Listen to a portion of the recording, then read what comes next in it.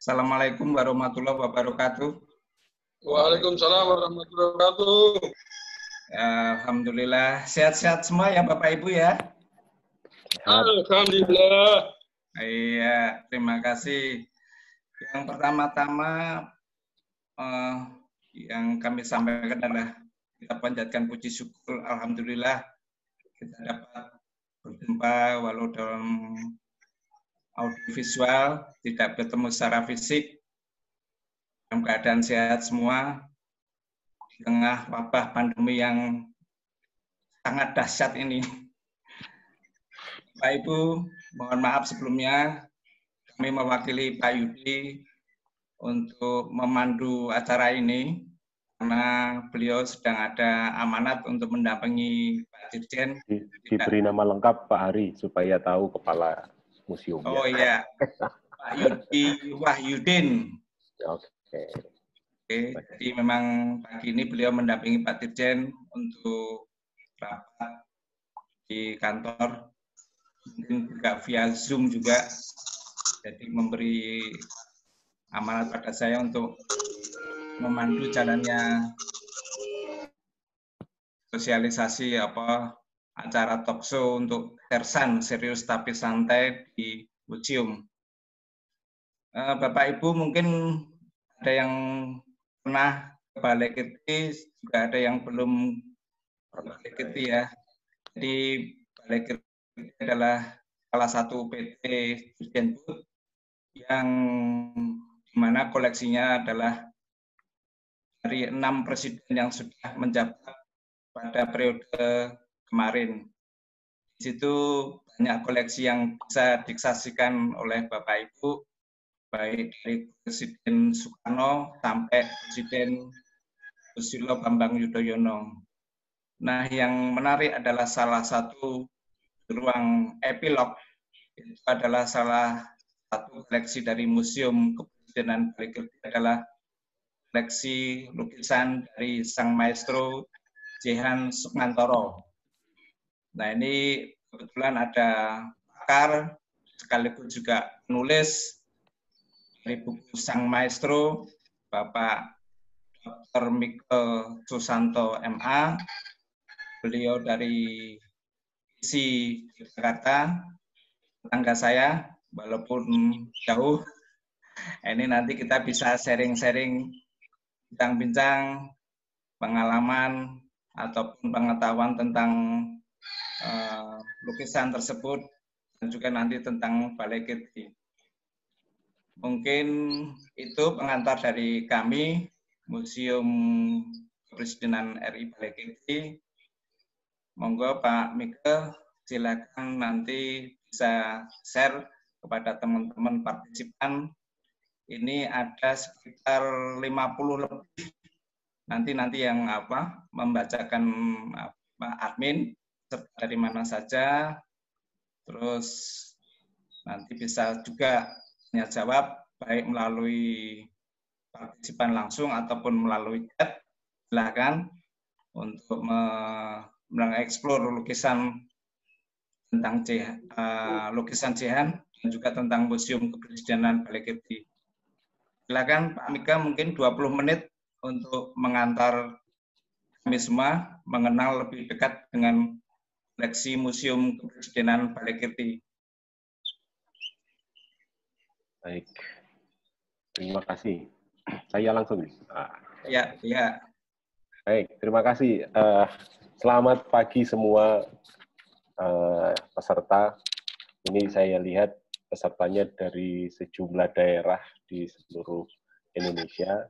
Ada sekitar 50-an, kata Pak Hari tadi. Dan selamat pagi juga, khusus buat Pak Rahmat.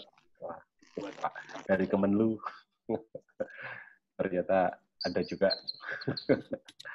Santai ya Pak ya. Kebetulan Pak Rahmat ini juga penggemar lukisan. Jadi ini isinya selain orang-orang museum juga ada kolektor dan sejumlah mahasiswa saya juga ikut ke sini, ikut menikmati diskusi ataupun ngobrol santai. rekan-rekan yang saya muliakan, izinkan saya kira-kira ada 11 atau 12 slide yang ingin saya sajikan. Moga-moga 20 menitan bisa kelar gitu. Karena saking kompleksnya pribadi Pak Jehan ini, jadi kita memang perlu pelan-pelan untuk mengerti. Saya sendiri juga baru mengerti atau kenal dengan beliau belum lama sekali, baru kira-kira 2 tahun atau 3 tahun sebelum buku yang saya tulis itu terbit. Jadi dalam hal ini saya ingin bercerita mengenai tentu aja yang utama mengenai lukisan Yang Mulia 6 Presiden itu, tapi di sisi yang lain saya ingin bercerita tentang Pak Jehan maupun kisah-kisah di belakang perkenalan saya dengan Pak Jehan. Saya kira itu yang menarik. Sebelumnya sambil lalu kita akan melihat slide dulu sambil kita mengingat-ingat kembali bagaimana beliau gitu yang baru aja meninggal di akhir tahun 2019 lalu. Baik, ini bagi rekan-rekan yang belum pernah masuk ke Museum Kepresidenan Republik Indonesia Balikirti, ini adalah lokasi di mana lukisan itu berada. Ya, ini lukisannya, dan ini saya nggak tahu di foto pas pagi hari atau pas tidak ada penonton. Biasanya ramai ya Pak Hari ya? Iya. Biasanya ramai. Pengunjungnya sepi, berapa Pak? banyak? Oh, sepi. Apalagi sekarang. Iya, sepi sekarang, Pak. Baik, saya mulai dulu dengan ini. Ini adalah karya Pak Jehan yang saya pakai sebagai sampul buku yang kemarin tahun 2018 terbit. Nah, ini bagian dari kisah yang saya ingin pakai sebagai awal dari cerita tentang lukisan yang ada di Museum Istana Bogor Balikirti. Pak Jehan sendiri lahir tahun 38, jadi jauh sebelum itu, sebelum kemerdekaan, beliau sudah merasakan itu sampai meninggal kemarin di 29 November 2019. Nah, hidup beliau itu cocok sekali digambarkan dengan lukisan ini, karena beliau sendiri merasa bahwa kehidupannya sejak usia balita, kira-kira umur 4 tahun. 4 tahun itu sudah mendapatkan musibah berupa penyakit yang tidak bisa disembuhkan oleh dokter. Jadi hampir bisa dikatakan dia harapannya sangat tipis untuk hidup. Tapi ternyata Tuhan mengatakan lain, dan kemudian sampai usia 81 beliau berkarya dan hidup. Nah, yang menarik lagi ketika beliau sudah SMA, dia langsung kuliah di ITB, di seni rupa ITB, dan kemudian di sana ternyata juga nggak lulus, jadi drop out dia itu sebenarnya. Ada banyak hal yang membuat beliau tidak mau meneruskan menjadi alumni lulusan, jadi alumni jebolan ini yang muncul di sana. Nah, karya ini menandaskan tentang kehidupan beliau yang setiap hari dialami Jehan. Jadi beliau itu kalau saya ketemu beliau, soalannya yang diceritakan tuh selalu dunia antara.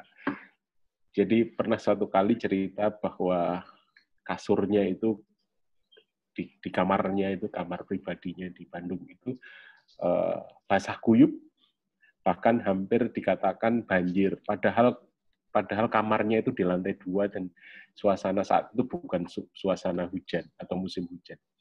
Jadi basah kuyup seperti kolam. Dan dia merasakan bahwa ini nyata gitu. Dan sampai memanggil istri beliau gitu, dan kemudian turut merasakan gitu. Nah, itu salah satu aja kisah yang mendasari bahwa Pak Jehan itu punya dunia antara yang sangat kuat. Saya tidak tahu kalau sekarang anak muda menyatakan itu halu kali ya, halusinasi. Tapi bagi Pak Jehan enggak. Ini bagian dari hidup dia, karena dia merasakan ada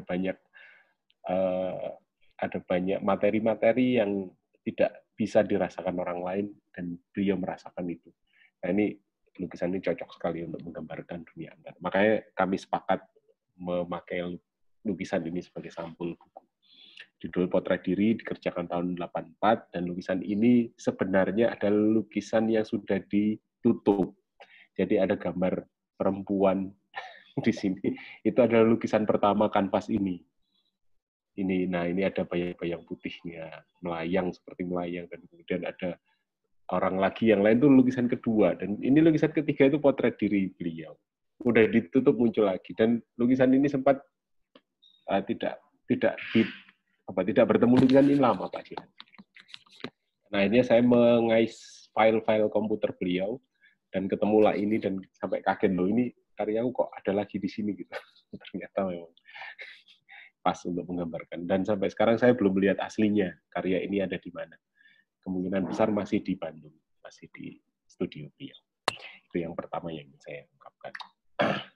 Nah, slide kedua yang mungkin menarik adalah bahwa Pak Jehan itu bukan seluruhnya berpikir atau bercita-cita sebagai pelukis. Jadi beliau itu merasa dirinya adalah penyair. Makanya beliau seringkali menyebut diri itu, saya pelukis, penyair, dan pemikir. Jadi beliau itu memang dunia imajinasi beliau itu luar biasa. Jadi masuk ke wilayah-wilayah yang kadang-kadang tidak mampu dimasuki orang lain. Nah, foto ini menandaskan hubungan yang dekat antara Jehan dan para penyair-penyair ternama Indonesia. Jadi kalau rekan-rekan yang muda mungkin belum tahu, ada kisah di tahun 70-an itu muncul yang namanya puisi beling. Puisi tapi pakai unsur visual, tapi juga puisi yang membuat satu aroma permainan, entah permainan rima, entah permainan isinya, ataupun permainan visualnya. Jadi itu yang disebut dengan puisi beling. Jadi puisi yang tidak taat pada konvensinya. Nah, itu antara Remi Siladu dan Jehan ini dalam sejarah puisi beling itu berebut tempat.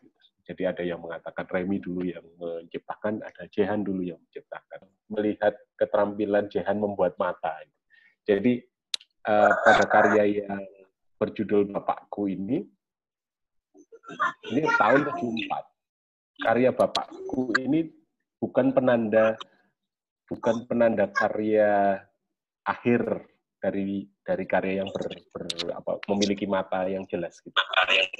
Justru Mata Hitam lahir tepat di tahun 65. Jadi kalau 74 berarti 10 tahun masih menggambar mata sebenarnya. Jadi tidak murni kemudian langsung selesai mata realisnya itu muncul hilang begitu saja, enggak. Jadi masih berkutat antara ada dan tiada itu. Ini siapa ini? Berisik. Dan ini kita bisa saksikan ada sejumlah potret diri. Ada dua lukisan potret diri lama yang dikerjakan oleh tahun 5 dan tahun 55. Ini tahun 55, ini tahun 65. Yang atas. Secara visual kita bisa bayangkan bahwa hampir tidak ada masalah sebenarnya dengan lukisan mata beliau. Meskipun Pak Jehan mengaku kepada saya bahwa setiap kali menggambar mata dia merasa nggak selesai. Ada saja masalah dengan mata yang digambarnya itu. Dan dia merasa bahwa selalu tidak berhasil menggambar mata. Maka kemudian dengan serta-merta dia hitamkan semua mata.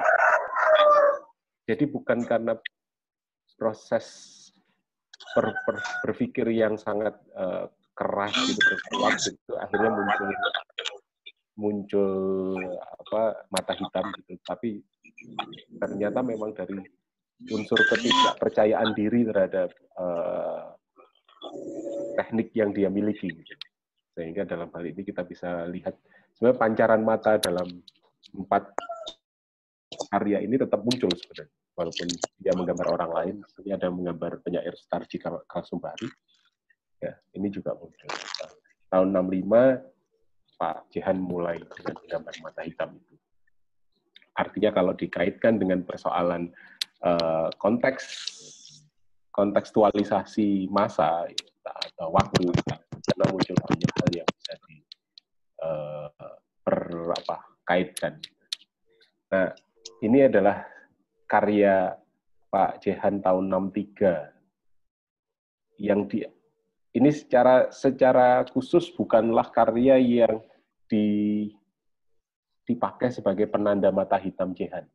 Ini dia menggambar potret diri yang kemudian memang tidak ada mata yang realis gitu. Jadi karya mata Jehan yang hitam itu tahun 65 justru menggambar perempuan, kepala perempuan, potret perempuan. Nah, ini untuk menandai bahwa sejak tahun 63 dia sudah mulai meniadakan mata meskipun tidak sengaja. Nah, kaitan itu semua tentu saja kita tidak bisa melepaskan juga kaitan antara Jehan dan seni rupa Indonesia. Kalau kita misalnya mau mengetahui tentang posisi Jehan dalam perkembangan seni lukis atau seni rupa modern Indonesia, tulisan Sanento Yuliman yang ada di majalah Matra, majalahnya udah mati, tahun 92, itu di paragraf pertama ini menandai Jehan sebagai pembuka wacana yang dibuat oleh Sanento Yuliman. Sanento Yuliman kita tahu adalah kritikus besar, kritikus seni yang sangat terkenal di Indonesia, sudah meninggal, lulusan Prancis, yang kemudian menjadi kontributor di majalah Tempo maupun majalah Mata. Nah, di paragraf pertama ini Jehan dijelaskan sebagai salah satu sampel atas terjadinya boom atau ledakan harga lukisan. Jadi sebelum Jehan itu lukisan tuh harganya masih jauh sangat terjangkau sebenarnya. Apalagi zaman Bung Karno. Soekarno membeli karya itu rata-rata antara 2.000 sampai 5.000 rupiah pada saat itu, pada masa itu. Kemudian ketika boom atau ledakan ini terjadi, lukisan Jehan laku 50 juta satu biji. Itu kalau dibandingkan dengan Avandi maupun Sujoyono saat itu, Avandi itu harganya masih sekitar 5.000 sampai 15.000. 15 juta. Sorry, bukan 15 juta. Itu Avandi. Sujoyono saat itu juga memasang karya kisaran antara 15 sampai 20 juta. Dan pada saat tahun 85 atau 86 di Hotel Saripan Pasifik, Jehan dan Sujoyono membuat pameran berdua. Nah, di sanalah Jehan memasang harga 50 juta secara iseng. Karena dia merasa kalau lukisan dijual murah sama mahal sama aja sebenarnya. Sekarang tinggal soal keberuntungan. Maka ketika beliau memasang harga 50 juta, yang beli ternyata memang kolektor yang kemudian tidak pernah merasakan persoalan kekurangan uang. Jadi munculnya ledakan harga dimulai pada yang fantastis dimulai pada masa-masa dekade awal 90 atau akhir 80-an. Nah, itu yang muncul. Kemudian sampai sekarang lukisan makin lama makin tinggi harganya, dan hampir bisa dikatakan Jehan memiliki kisah untuk Nah, itu yang awal tentang perkembangan Jehan. Nah, perihal lain yang juga bisa mendasari pengetahuan kita tentang Jehan adalah persoalan konsepsi dalam karya-karyanya. Saya ingin membuat mudah saja dulu. Apakah Jehan itu sederhana diungkapkan tidak juga sebenarnya. Tapi saya ingin memberikan satu clue dengan menggunakan gambar ini saja. Jadi kalau gambar ini kita perhatikan ada dua lukisan karya Jehan dan Basuki Abdullah. Dua orang ini sangat dekat, ya. Jadi nanti akan ada cerita. Nah, cuman perbedaannya bahwa dua lukisan ini secara teknis sangat berbeda. Meskipun objeknya sama, perempuan, rambutnya panjang, sama-sama tidak menggambar bola mata. Jadi punya memakai gaun biru, dan suasananya kuning kecoklatan, ada unsur hijau dan biru, merah-merah juga ada. Jadi saya menemukan perbandingan ini juga dari hasil mengais sejumlah file karya yang ada di komputer di studio Pak Jehan. Dan di sini kita menemukan esensi yang paling utama adalah bahwa Pak Jehan tidak pernah membuat lukisan yang sangat mirip dengan objek aslinya. Jadi kalau bisa dikatakan, kalau Basuki Abdullah itu menggali kemiripan dan kemudian meningkatkan kualitas presisi visualnya dengan cara yang sangat realis, Pak Jehan enggak. Itu lukisan kebanyakan goresannya amat kelihatan. Dan kemudian secara konseptual keduanya berbeda. Yang satu, Pak Basuki Abdullah itu menggunakan konsep beautifikasi atau mempercantik gambar supaya orang merasa bahwa lukisan itu berbeda dengan foto. Itu secara simple begitu. Jadi dalam hal ini kita bisa melihat bahwa Basuki Abdullah dengan tekniknya yang luar biasa menjembatani persoalan beautifikasi. Saya tidak tahu bahasa Indonesianya yang sepadan apa beautifikasi. Kemudian Pak Jehan berbeda. Ini Pak Jehan membuat konsep mistifikasi. Jadi yang digambar Pak Jehan itu lebih banyak aura di balik wajah, aura di balik diri si objek atau subjek yang digambar. Sehingga yang muncul di sana kadang-kadang orang merasa bahwa ini aku yang lain atau alter ego dia gitu, si subjeknya ini. Jadi muncul di sana. Dan sangat berbeda secara visual kan. Nanti tekniknya lebih bisa dikatakan lebih sederhana, tetapi untuk mencapai misalnya goresan yang kemudian membiarkan warna putih di antara wajah itu juga hasil pengalaman dan kemampuan Pak Jehan melihat cahaya sebagai bagian penting dalam lukisan-lukisannya. Jadi volume tetap dibentuk dalam lukisan ini, meskipun tidak sematang atau tidak sedetail Basuki Abdullah. Jadi ini perbedaan mistifikasi dan beautifikasi antara mereka berdua. Ini menjadi kunci penting mengenal Jehan. Sehingga dalam hal ini kalaupun penandanya tetap mata hitam sebagai bagian dari mistifikasi, tapi juga objek di luar model utama itu dihilangkan sama sekali. Jadi Pak Jehan tidak pernah membuat background yang macam-macam, ada detail-detail nggak pernah. Jadi kebanyakan langsung flat ataupun warna-warna dasar atau warna tersier yang dipakai untuk background. Jadi dia memang mengutamakan modelnya. Baik, itu kemudian yang juga penting ini adalah sejumlah foto yang saya ikuti, saya dapat bahwa Pak Jehan itu lebih sering memakai model.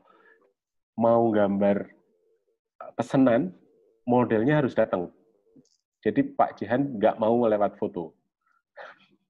Jadi otomatis di sini kita bisa melihat hampir semua karya-karya ada modelnya. Meskipun dia menggambar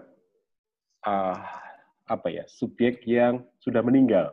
Jadi dalam hal ini Pak Jehan ketika melukis ini gambar Siti Jenar yang kiri atas. Moga-moga jelas ya.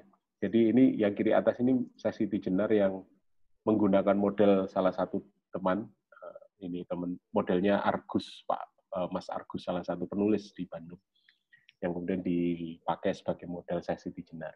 Kebetulan saya melihatnya saat itu.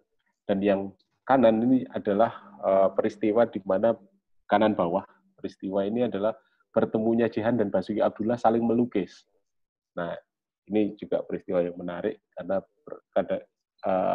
dalam selorohan Pak Jehan ketika ngomongin Basuki Abdullah itu selalu Basuki Abdullah itu dibenci banyak orang pelukis, maksudnya banyak pelukis karena sifat sifat eksklusivitas Pak Bas gitu, sehingga menyebabkan Pak Jehan juga menarik, senang juga dengan alasan itu karena Pak Jehan sendiri juga bagi sebagian orang juga sangat eksklusif hidupnya.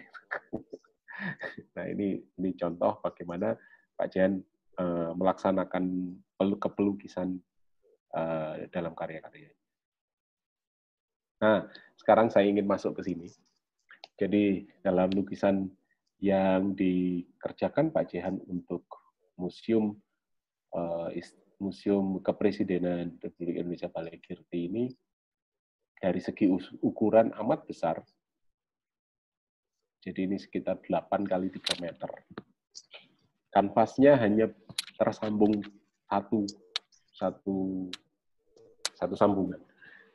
Dan ini secara umum Pak Jehan memang selalu menyediakan kanvas seukuran ini di rumah. Jadi lukisan yang besar setengah, kalau di sini setengah ya. Rata-rata lukisan di studio itu besarnya setengahnya ini. Rata-rata. Yang selama saya tahu rata-rata besarnya 4 meteran kali 3 meteran. Nah, artinya lukisan ini memang luar biasa karena secara ukuran ini juga sangat besar. Jadi kalau bisa dibayangkan kalau Pak Jehan pada sekitar umur 76, 77 sudah sangat sepuh sebenarnya untuk ukuran itu, melukis lukisan sebesar ini itu bisa dibayangkan tenaganya seperti apa. Pak Jehan tidak biasa menyimpan lukisan kemudian dijadikan sampai seminggu, 2 minggu, nggak pernah. Jadi Pak Jehan itu selalu harus menyelesaikan pada waktu yang saat ia melukis. Makanya gayanya memang mendukung untuk itu. Jadi kalau realis sudah nggak mungkin ini sehari jadi. Ya, jadi paling enak gayanya dengan gaya-gaya yang ekspresi. Artinya lukisan sebesar ini tentu aja punya harga yang sangat tinggi kalau kita mau nilai aset ini.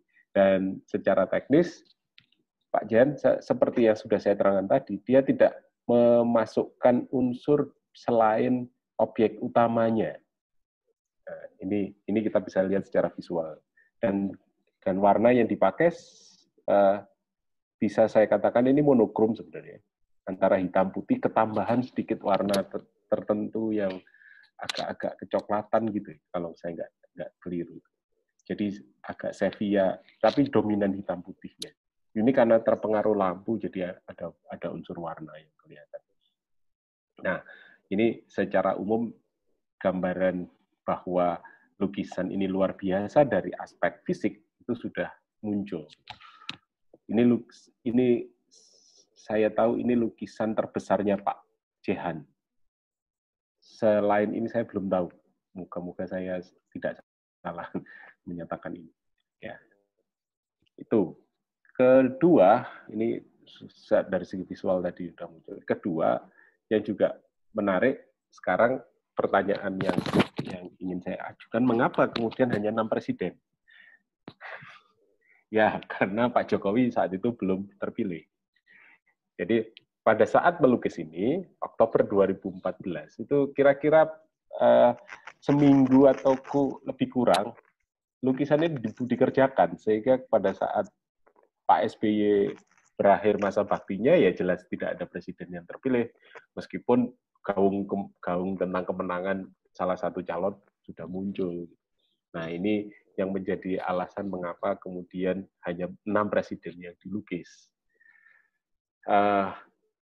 Dan menurut Pak Jehan, dalam aspek visual, kita bisa melihat bahwa keenamnya ini adalah sosok-sosok yang sangat hebat ya tentu saja hebat karena seorang presiden memang tidak ada manusia pilihan, tidak mungkin dengan mudah menjadi presiden.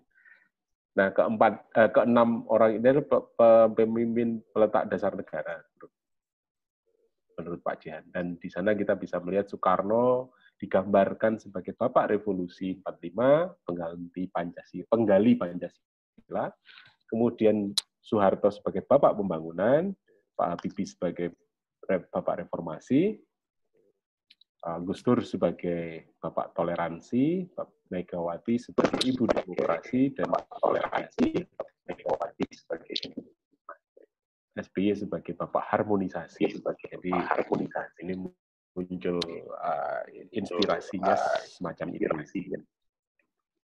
Nah, dalam lukisan tersebut kita tidak bisa kemudian mencari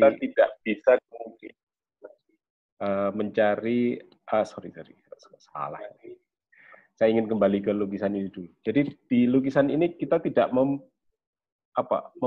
merasakan aroma kemiripan. Memang tidak usah dicari kemiripan itu. Ya, yang mirip tentu aja hanya mirip gendernya aja. Ya, ada seorang ibu presiden ya tentu aja perempuan. Tapi secara umum hampir bisa dikatakan yang paling mendekati mirip ya paling kelihatannya adalah Gus Dur.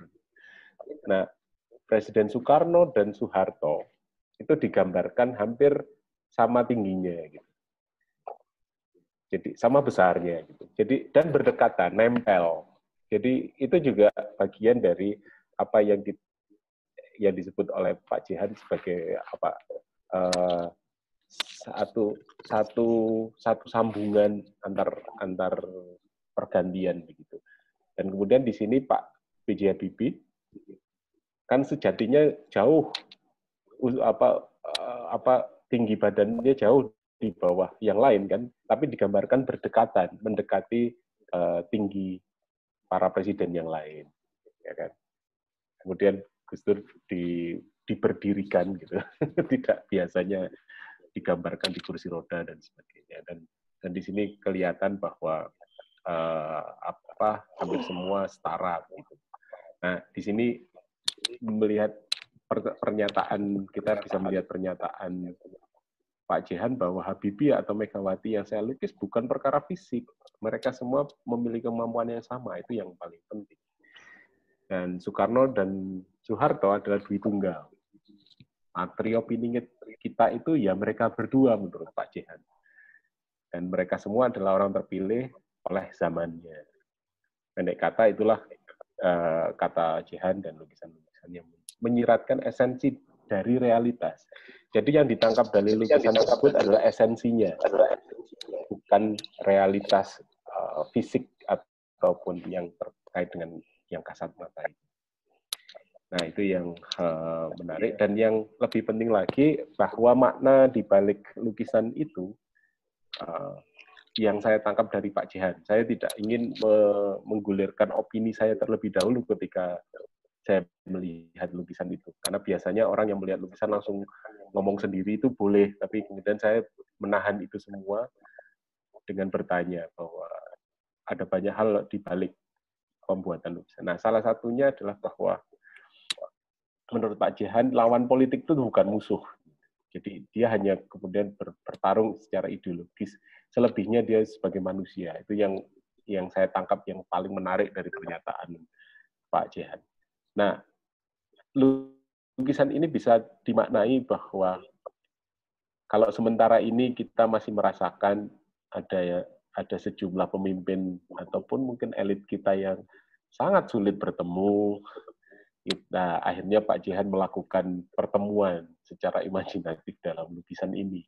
Jadi bisa dibilang bahwa melalui seni seharusnya kita bisa menjadi satu, mempersatukan diri. Itu yang kedua. Jadi ada aroma persaudaraan, suasana adem, ataupun upaya untuk menyiratkan persaudaraan antar tokoh yang kita butuhkan terus-menerus. Nah, itu dalam politik agak sulit rasanya untuk bisa dilaksanakan. Nah, sedangkan yang lain, Pak Jihan merasa bahwa Ratu Adil itu bukan orang, menurut Pak Jihan, tapi itu zaman. Nah, perdebatan persoalan Ratu Adil ini sudah terjadi sejak zaman dahulu, ya sejak zaman kerajaan Kediri sampai kemudian di zaman Diponegoro sampai sekarang kita masih melaksanakan perdebatan wacana itu secara langsung. Jadi persoalan karya yang ada di Museum Balekirti ini memang masih membutuhkan banyak riset, masih membutuhkan banyak penyelidikan lebih lanjut, meskipun secara umum latar belakang ataupun kata kunci atau frase-frase kunci sudah saya tulis di buku yang ini. Jadi dalam hal ini saya kebetulan diminta oleh Pak Jehan untuk membuat buku ini sendiri.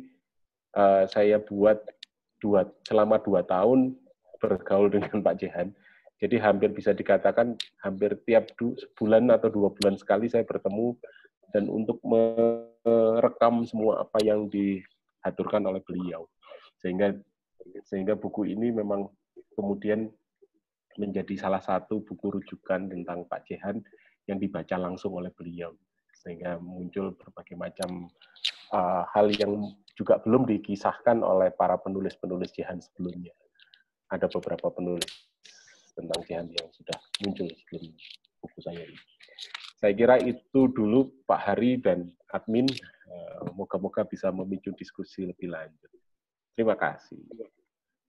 Ya, terima kasih Mas Mika sudah memberikan sedikit banyak pencerahan tentang lukisan Jehan yang ada di Museum Kepresidenan Balekirti. Nyambung Mas Mika. Tadi disampaikan untuk partisipan ya, untuk kita semua bahwa Pak Jehan tidak mau kalau melukis kalau nggak ada modelnya datang sendiri ya.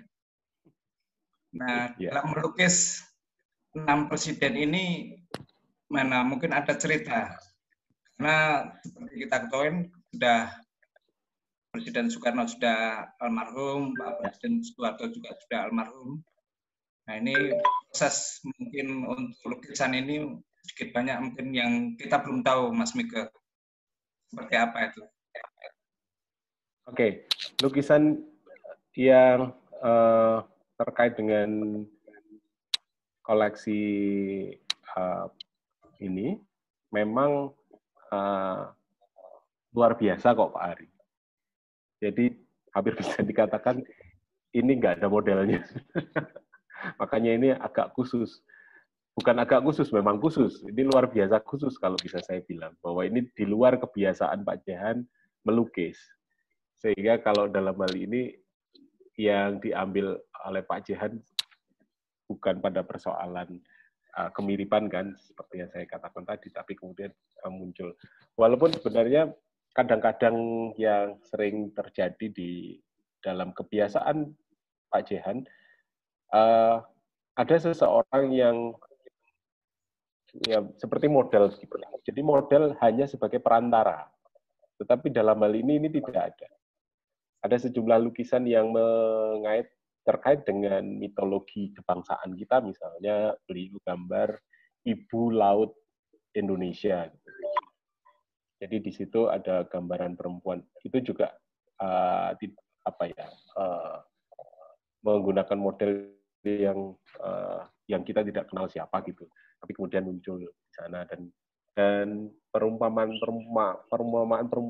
yang dimunculkan oleh Jehan itu akhirnya menjadi simbol-simbol ketika kita melihat bagaimana lukisan itu bisa lebih berbicara daripada sekedar kita melihat siapa dia gitu.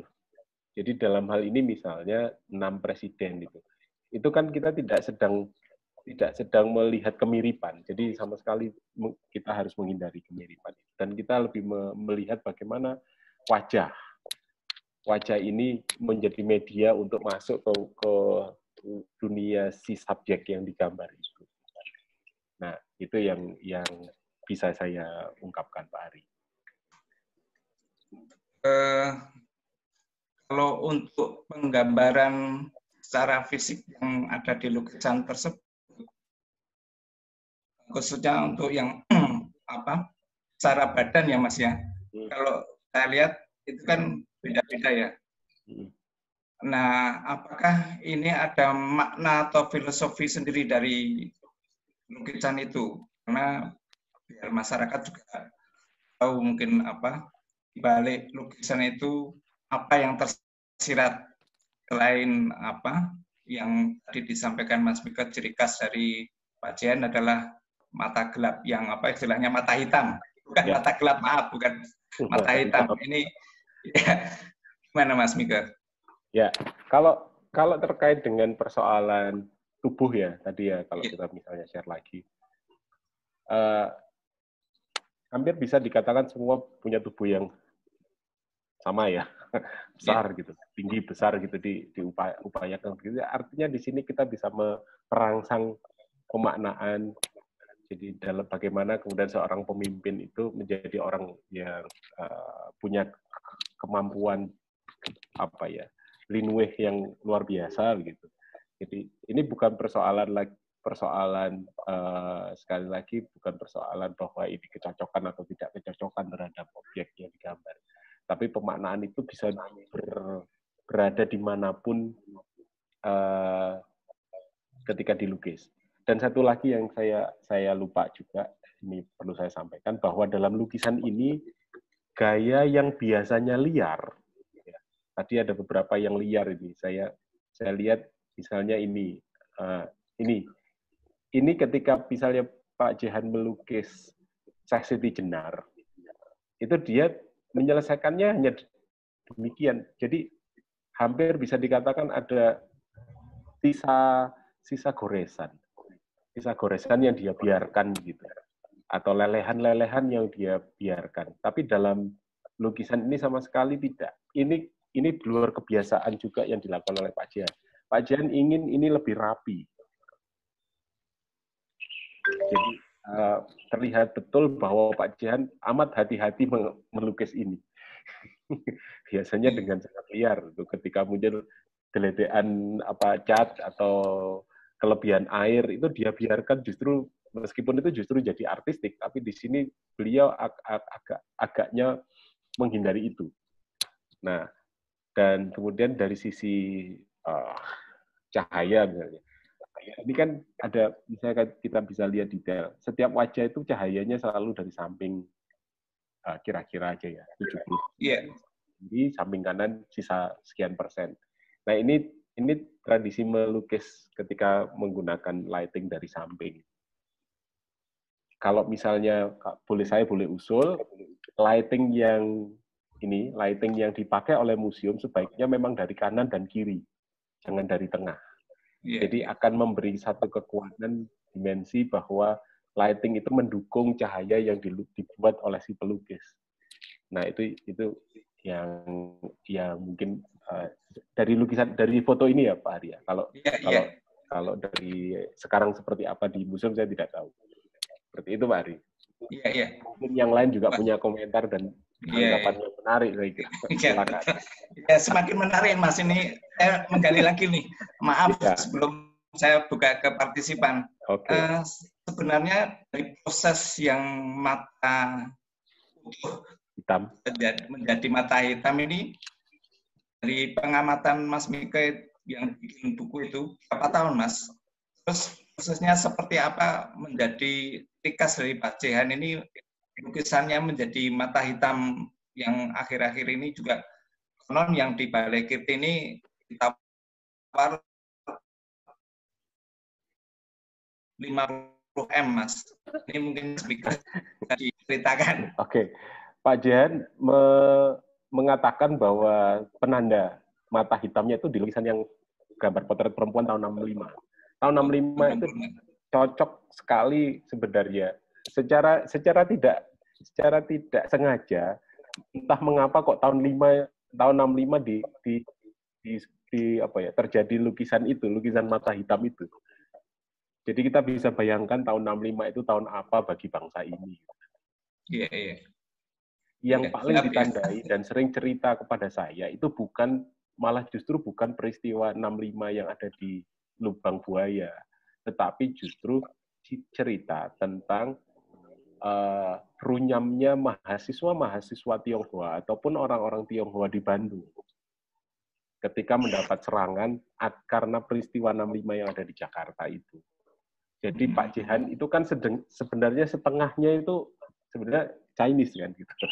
Pak Jehan itu nggak murni dari timur betul. Jadi ada unsur Cinanya dalam diri Pak Jehan. Dari keturunannya, ibunya itu keturunan Chinese gitu. Jadi dan setengah darahnya itu Keraton Solo gitu kan. Jadi Raja Solo, ya, Pakubuwono. Jadi Pak Jehan itu sebenarnya masih Raden, masih darah biru sebenarnya. Tapi karena dari selir dari istri yang bukan permaisuri, jadi dia merasa dia bukan orang ningrat. Nah, itu yang menarik. Dan kaitan mata hitam selanjutnya ketika kisah tentang munculnya mata hitam itu, asal-muasal mata hitam itu selesai, akhirnya setiap kali ada persoalan-persoalan yang terkait dengan dunia yang yang tidak bisa dijangkau oleh rasio, lukisan Jehan menjadi simbolisasi yang sangat pas gitu. Ya, kita bisa melihat bahwa adanya black hole itu adalah bagian dari konsep rasionalisasi mata hitamnya Jehan. Kemudian Pak Jehan juga pernah mengatakan kepada saya bahwa di masa depan, di entah berapa tahun lagi, berapa ratus tahun lagi, manusia ini sudah tidak akan mampu melihat matahari. Sehingga dia harus memakai entah yang namanya soft lens atau apa yang membuat mata kita jadi hitam semua gitu.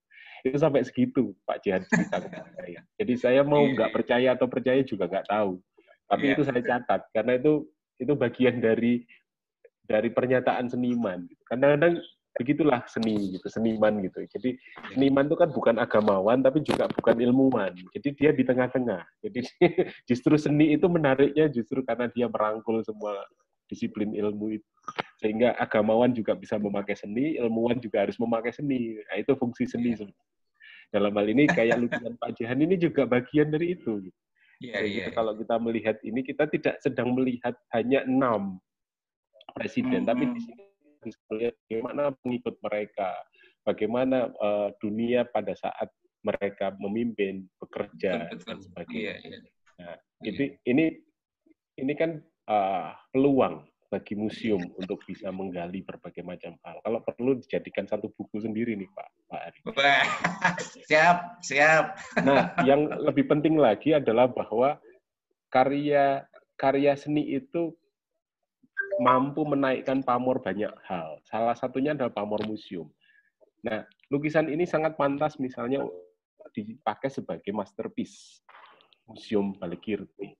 Karena persoalannya sangat mencukupi. Siapa yang membuat juga sudah sangat dikenal oleh banyak orang. Bahkan kalau kita mau jujur, kita membutuhkan legendaris, legend seperti Pak Afandi sampai Pak Jehan ini untuk diangkat sebagai orang-orang yang mampu menandai peradaban dunia, bukan hanya Indonesia. Kita harus percaya diri dengan legend kita ini. Hidup mereka itu juga tidak mudah. Hidup mereka penuh dengan persoalan sebenarnya. Tetapi mereka konsisten. Pak Jehan tuh pernah jualan nasi goreng, pernah jualan kaki lima.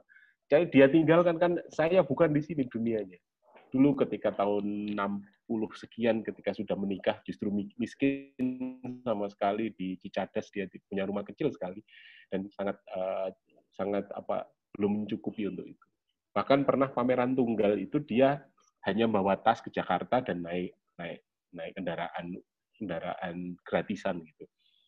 Untung laku 1 dan itu bisa pulang dia ke Bandung. Kayak gitu.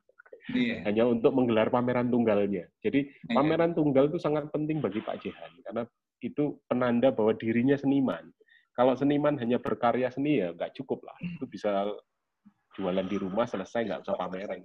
Jadi saya kira saya sebagai seorang kurator juga memerlukan eksistensi seorang seniman dari upaya dia untuk menjalani hidup termasuk pameran. Itu Pak Ari. Kalau soal harga, ini bisa dihitung nanti kita jabri-jabrian aja. Biar teman-teman yang menduga kira-kira berapa. Iya. Saya hanya baca di medsos saja, Mas. Mas Mike, ini tadi Mas Mike sudah mulai menggelitik tentang seniman ini. Ini kan banyak partisipan yang ikut nih. Silakan bertanya atau sharing atau komen tentang lukisan tersebut atau menanyakan pada narasumber, nanti bisa menunjukkan tangan, angkat tangan sebagainya untuk memberi kode pada admin untuk pertanyaan dan sebagainya. Silakan yang mau sharing.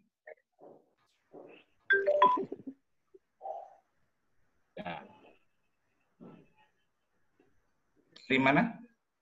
Oh, ini Pak Rudi ya? Pak Rudi pertama. Silakan Pak Rudi. Ya, terima kasih Pak Heri. Saya dari Malang, dari UM Malang. Selamat pagi Pak Mike. Kenapa Pak Mike? Ngajar apa? Saya ngajar di desain komunikasi visual di UM. Oke. Terima kasih Pak Dr. Mike. Begini Pak Mike, tadi di awal disebut tentang dunia mistisismenya Jihan begitu ya.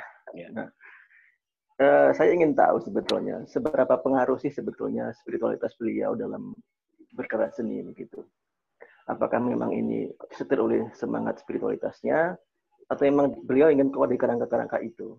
Artinya ketika dia melihat objek di luar objek yang real, melihat katakanlah aura atau apapun namanya itu, saya menangkap itu adalah semangat spiritual sebetulnya yang dicoba diekspresikan dalam bentuk visual begitu. Apakah memang sangat kuat dorongan ini dalam ketika beliau ketika berkarya? Terima kasih Pak Mike. Oke. Bisa saya langsung jawab Pak Arya? Silakan Pak Mike. Oke. Pak Jihan itu sekali lagi seperti judul buku yang saya tulis, dia itu berada di ambang nyata dan maya. Itu simbolisasi yang sangat kuat untuk mempertautkan antara dunia rasional, dunia spiritual, dan dunia ambangnya. Jadi hidup Pak Jihan itu abu-abu sebenarnya. Pak Jihan itu kan produk tinggi seni di ITB yang notabene kita tahu dunia real rasio amat sangat diperkuat, sangat diangkat dengan sangat tinggi, sehingga hampir bisa dikatakan kalau belajar di ITB yang muncul itu semangat rasionalitasnya. Nah, itu yang muncul. Nah, sedangkan jiwa Jawanya itu yang memunculkan ambang rasionalitas dan non-rasionalitas itu. Nah, Pak Han dididik oleh orang tuanya ataupun dibiasakan dengan kebudayaan Jawa yang muncul, yang kuat di sana. Nah, itu yang menjadi latar budaya Pak Jihan, mengapa akhirnya dia itu seperti orang tapi punya pikiran global gitu. Jadi setiap kali bertemu Pak Jihan selalu bercerita tentang sains, tentang black hole, tentang alam semesta, tentang dunia yang kadang-kadang tidak terjangkau oleh orang biasa. Jadi saking sendirinya pikiran dia kemana-mana gitu. Hampir bisa dikatakan karena Pak Jihan itu kan tipenya pikirannya bisa berpikir tentang alam semesta, tentang jagat tertentu, tentang filosofi Jawa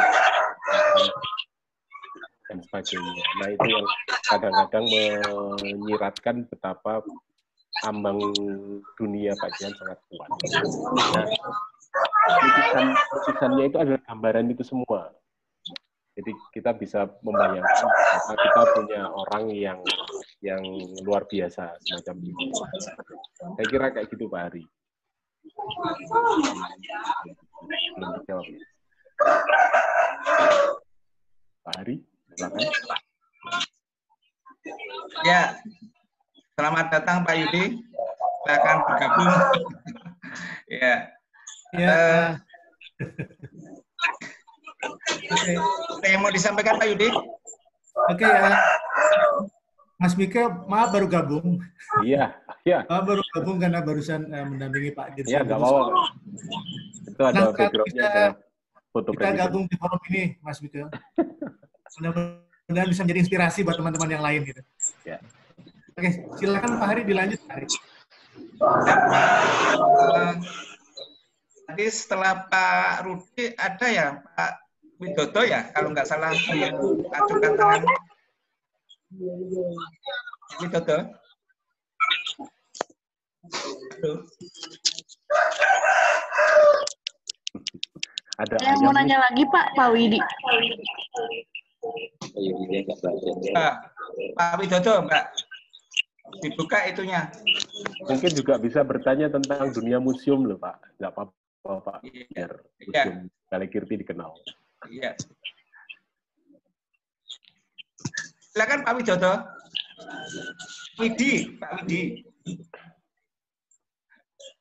Pak Widi, silakan Pak Widi. Pak Widi. Mute-nya di mute. Admin. Suara. Ya, sudah Pak. Silakan Pak Widi. Belum dengar. Halo, Pak Widi. Nggak masuk Pak suaranya. Atau yang lain dulu, silakan. Ada yang lagi? Nggak masuk suaranya Pak Widi. Pak Rahmat bisa cerita, Pak Rahmat ya, Pak Rahmat. Ya, silakan Pak Rahmat. Terima kasih moderator, terima kasih Pak Mas Mika, dan juga terima kasih semua para peserta diskusi pagi ini. Suatu hal yang menarik mengenai Maestro Jehan. Mungkin saya ada sedikit tambahan berkaitan dengan mata hitam. Ya. Tadi dikatakan bahwa Mas Mika mengatakan bahwa Jehan merasa tidak sempurna, tidak pernah selesai ketika menggambarkan mata secara normal pada umumnya. Ada satu cerita ketika saya tanya dan kemudian saya berbicara, apakah mungkin melukis saya dengan ada mata? Saya katakan gitu. Loh, yang hitam itu ya mata, katanya gitu. Nah, saya ingin mata yang normal saya ini, saya bilang. Waktu itulah katanya, satu hal yang tidak bisa saya lakukan adalah ketika saya ingin mengekspresikan wajah seseorang dan ingin mengekspresikan hati, rasa itu, orang melihat mata, katanya. Jadi kalau ingin melihat orang dan berbicara dengan orang, jangan lihat kata-katanya, tapi lihat matanya. Matanya berbicara, katanya gitu. Tapi ketika mata berbicara itu, saya akan tuang dalam lukisan, saya selalu gagal mengungkapkan rasa itu. Nah, ini menarik. Itu maka saya sudah berdasarkan saya hitamkan mata itu. Karena di dalam mata hitam itu ada rasa saya semua di situ yang ingin saya ungkapkan. Yang tidak mampu saya ungkapkan dengan orang normal melihat ini. Yang menarik. Nah, terkait dengan lukisan presiden yang tadi ada 6 ya, dan semuanya lebih kepada ekspresi mistis ya, yang tadi kata Mas Mika katakan, sehingga tampakkan lukisan itu sendiri, jika kita tidak jelaskan itu siapa, mungkin orang tuh bingung itu lukisan siapa. Tapi ada yang menarik mengenai presiden yang justru tidak ada di lukisan 6 itu, yaitu lukisan Pak Presiden Jokowi. Apakah Pak Mika pernah lihat lukisan karya beliau mengenai Pak Presiden Jokowi? Belum pernah. Beliau menggambarkan Pak Jokowi dalam lukisannya itu agak berbeda dengan pada umumnya, karena beliau melukiskannya relatif lebih mendekati tampilan fisiknya. Yaitu ada lukisan, latar belakangnya merah putih, kemudian Pak Jokowi duduk, Pak Jokowi duduk dengan menggunakan jas, memakai dasi merah, baju putih ya, dan ada lambang di dadanya. Dan kalau kita lihat, siapapun yang melihat itu akan mengatakan itu adalah lukisan Pak Jokowi. Gitu. Ini menarik kalau saya lihat. Mungkin kalau bisa saya lihatkan, bisa terlihat enggak? Oke, ya. Orang katakan bahwa ini adalah Pak Jokowi. Ya. Kemudian sekali lagi, saya waktu itu entah gimana, ujung-ujung tiba-tiba Pak Jehan melukis saya tanpa kehadiran saya. Nah, ini menarik untuk tadi yang dikatakan oleh Pak Mas Mike itu, bahwa selalu beliau ingin melukis dengan tampilan orang. Saya tidak meminta beliau melukis saya. Nah, rupanya beliau melihat dari foto saya, tapi melukisnya sama sekali ketika jadi tidak mencerminkan itu saya. Bahkan saya sendiri tidak tahu itu saya. Tapi saya tahu bahwa pakaian saya gitu. Terus saya katakan, wah, itu bukan saya loh, ini spiritnya Pak Rahmat segala macam. Ya, tapi saya tidak mengenal itu. Akhirnya dengan dia menggerutu, dia rubah lagi. Dia rubah warnanya, dia rubah, lukisannya sedikit dia poles. Saya masih mengatakan itu bukan saya. Ya. Nah, kemudian dia lukis lagi, memperbaiki lukisan yang itu untuk yang ketiga kalinya. Nah, itu mendekati agak sedikit, walaupun itu bukan relatif yang saya bayangkan, tapi kan akhirnya mendekati. Nah, terus waktu pas ke yang 4 kalinya saya protes, bisa nggak diperbaiki sehingga ini lebih mendekati saya? Ya, menarik adalah jawaban Pak Jehan dengan menggerutu. Dia mengatakan bahwa, ya sudah, kalau Pak Rahmat pengen persis, banyak pelukis jalanan yang bisa melukis Pak Rahmat dengan jelas. jadi itu pengalaman yang berkaitan dengan tampilan dari lukisan Pak Jehan.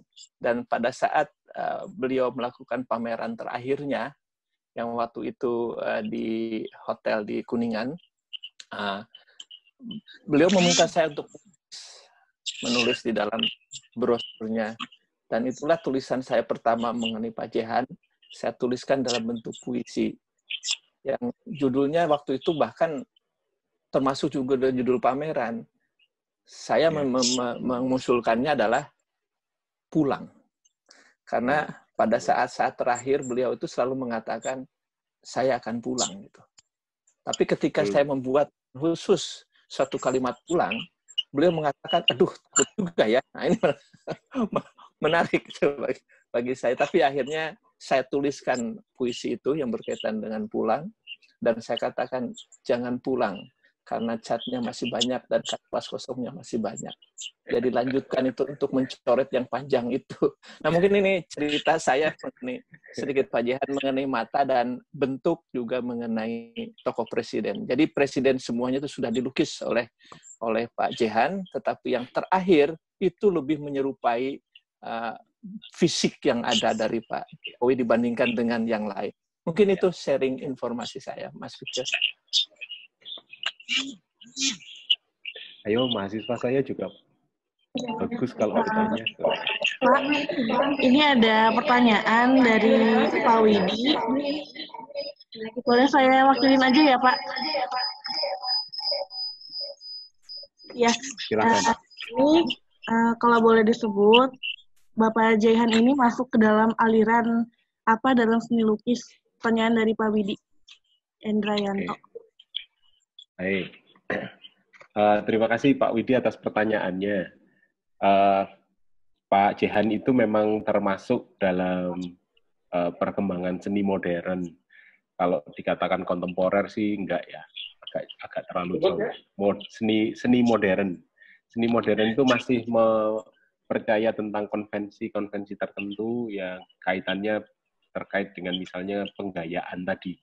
Jadi gaya lukisan Pak Jehan itu bisa dikatakan dia ekspresionistik sebenarnya, lebih ke sana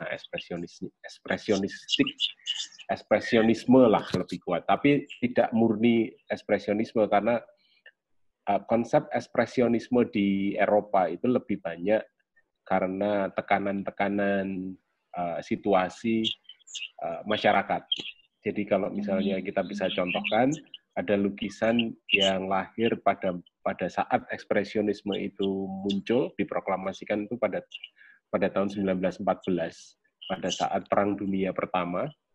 Itu efek dari Perang Dunia itu memberikan kesulitan ataupun kemerosotan moral yang terjadi di masyarakat. Gitu. Sehingga pelukis-pelukis saat itu menggambarkan kemerosotan dan keterpaksaan orang-orang yang hidup pada saat itu dengan cara melukis kegundahan mereka, keterjepitan mereka, dan kemudian kesulitan mereka di dalam karya seni. Nah, dalam perkembangannya, aliran ekspresionisme ini dipakai oleh para individu-individu pelukis yang merasa hidupnya tertekan. Jadi kata ekspresionisme itu sendiri kalau kita pecah itu, kata dasarnya bukan ekspres. Kalau ekspres kata dasarnya dia cepat. Melukisnya memang cepat ekspresionisme itu. Tapi kata dasarnya adalah press, tekanan. Yang keluar, ekspres. Jadi dia ditekan terus keluar gitulah ceritanya. Kalau nggak ditekan keluar itu mampet biasanya. Nah, itu kemudian menjadi salah satu cara untuk memahami gaya ekspresi. Avandi itu salah satunya. Jadi Avandi menggambarkan kegundahan masyarakat, kegundahan dia terhadap realitas sosial yang dihadapinya. Pak Jehan berbeda.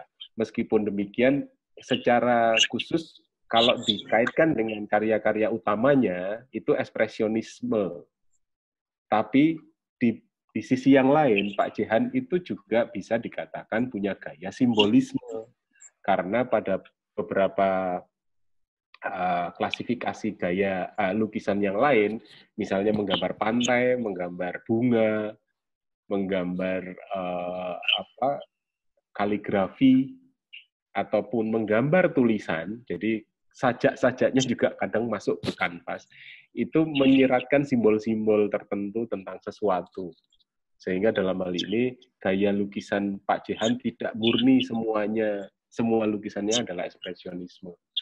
Ada juga di simbolisme juga. Jadi di situ yang penting. Di luar lukisan yang tadi ya, lukisan yang pada saat dia belum menemukan mata hitamnya, itu realisme sebenarnya. Jadi kalau kita lihat dari karya-karyanya, kita tidak bisa hanya melihat satu orang, satu aliran, enggak. Tapi kita lihat karya yang mana, baru kita tentukan.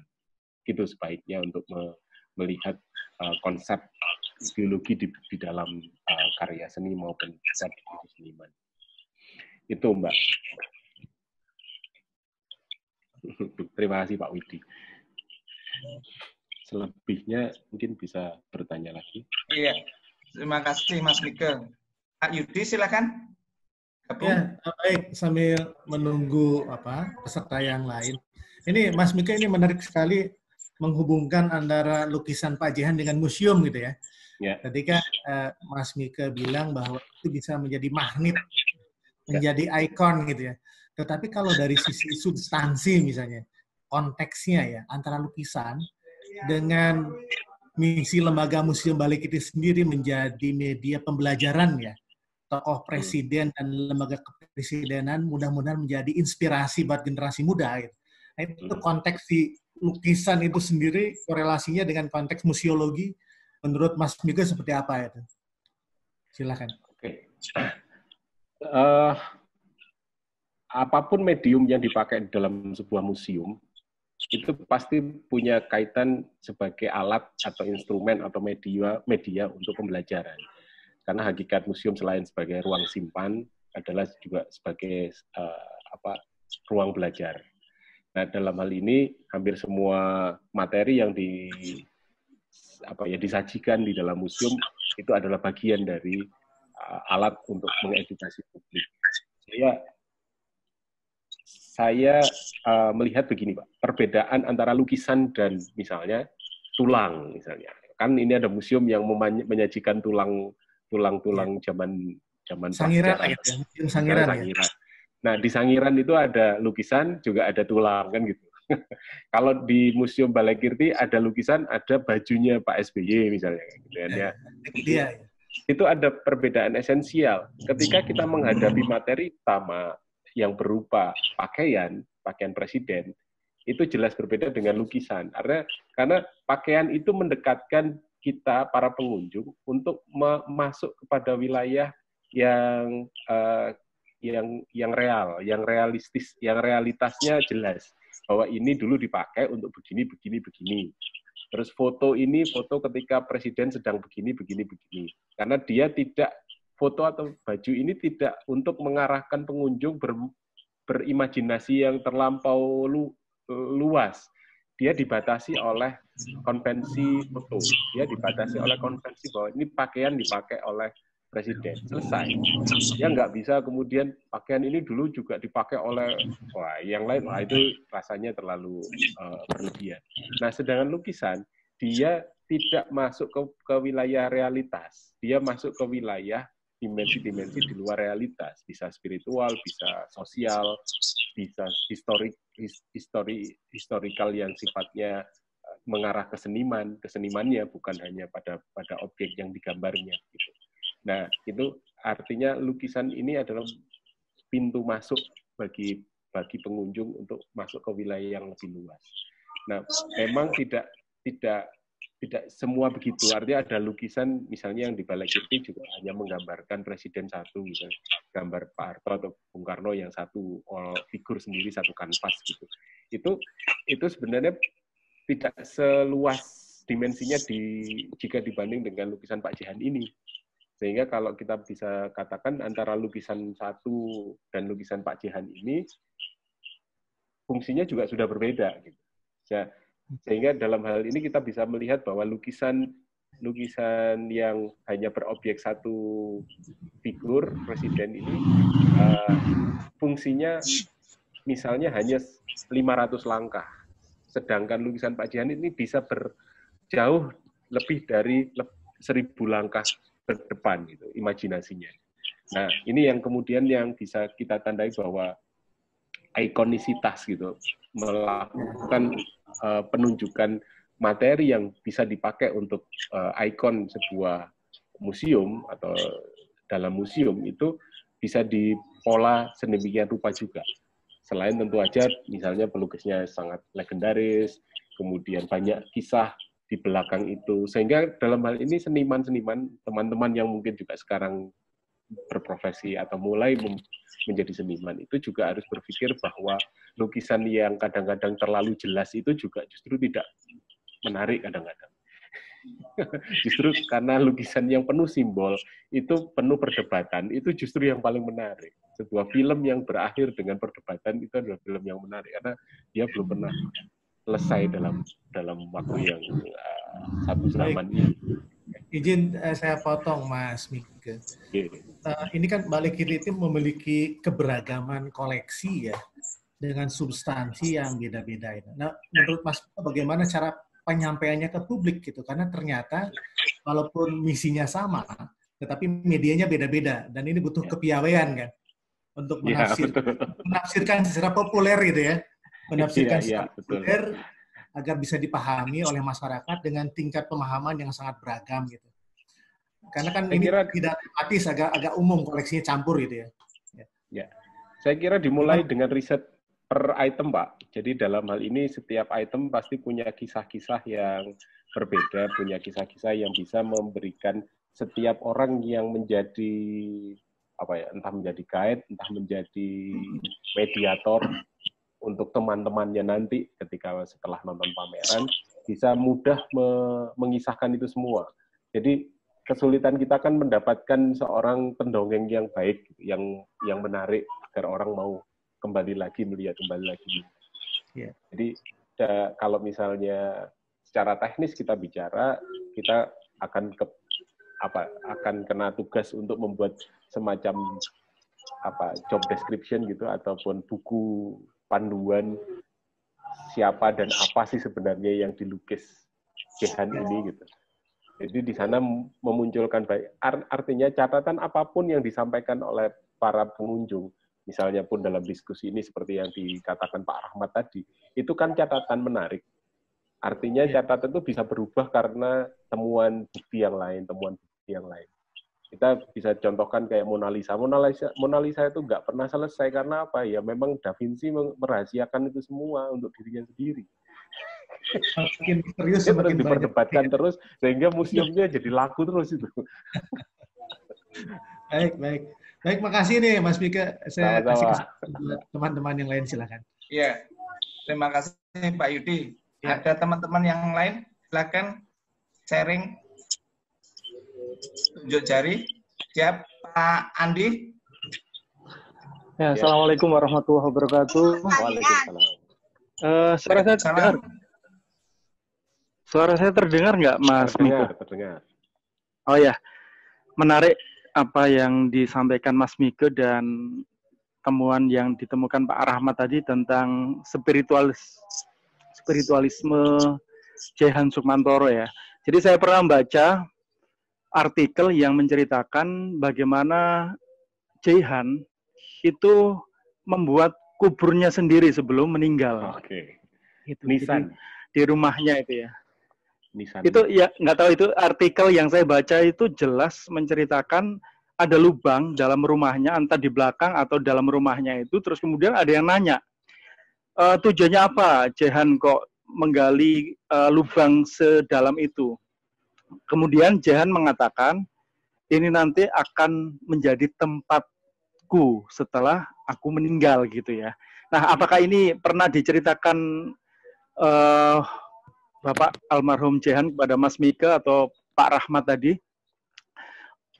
terkait spiritualisme, bagaimana beliau itu sudah istilahnya itu sudah siap gitu ya, siap bekal untuk menuju alam barzah gitu ya, sehingga kemudian itu merinding ketika saya membaca artikel itu gitu ya.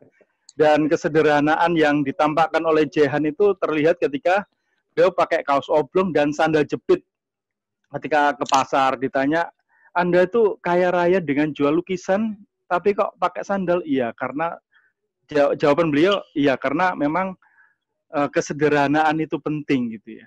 Seperti itu. Saya nggak detail waktu itu, lama banget waktu itu saya masih kuliah ya membaca artikel itu, dan sangat luar biasa. Apakah memang ini ada kaitannya dengan, karena saya membaca bukunya dan beli bukunya karya almarhum Jehan itu, bukunya yang menceritakan tentang ini, ada satu buku yang mengkisahkan tentang Sunan Kalijaga kalau nggak salah, Sunan Kalijaga. Ditulis oleh dua orang, salah satunya Jehan Sukmantoro. Apakah memang beliau, Bapak Jehan ini memang mempelajari khusus sufisme ya, tasawuf gitu ya, sehingga kemudian semua karyanya itu baik karya lukisnya maupun syairnya itu penuh dengan nuansa sufisme, yang ini mungkin barangkali pernah diceritakan oleh Pak Jehan kepada Mas Mika atau Pak Rahmat. Oh iya, saya juga tertarik dengan ceritanya langsung dari Pak Rahmat tadi ya. Apa jangan-jangan Pak Rahmat ini punya nasab kekerabatan karena wajahnya agak mirip ini Pak Rahmat.